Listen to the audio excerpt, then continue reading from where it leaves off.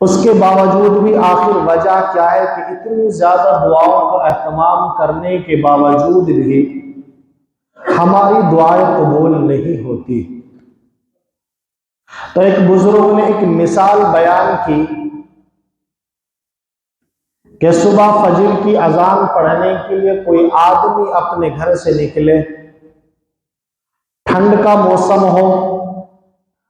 اور اس کے دونوں ہاتھ ٹھنڈ کی وجہ سے اپنی جیکٹ کی جیبوں کے اندر ہو، رات کی بالکل تاریکی ہے، سامنے گلی میں اس نے دیکھا کہ اس کے سامنے کوئی کتا پڑا ہوا ہے جو اس کی طرف بھونک بھی رہا ہے۔ اس نے من ہی من میں جب اس کو ڈر محسوس ہوا،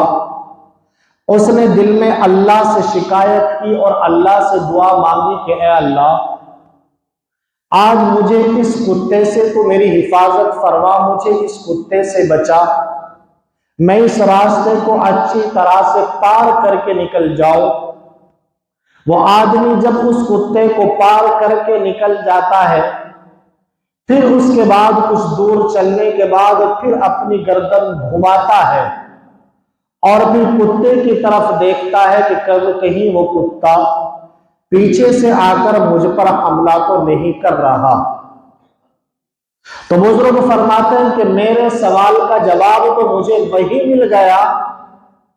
کہ میں نے اللہ سے دعا تو مانگی لیکن کامل یقین کے ساتھ نہیں مانگی۔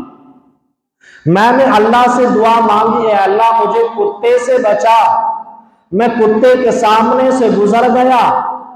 کتے نے مجھ پر حملہ نہیں کیا، میں نے صحیح سالم کتے کو پار کر دیا، اس کے باوجود بھی میں نے اپنی گردن کو گھما کر کے دیکھا کہ کہیں کتا پیچھے سے مجھ پر حملہ تو نہیں کر رہا ہے۔ تو یہ تذبذب تھا، یہ شک تھا کہ کہیں اللہ نے میری دعا کو قبول تو نہیں کیا۔ یہی وجہ ہے کہ ہم دعائیں تو مانگتے ہیں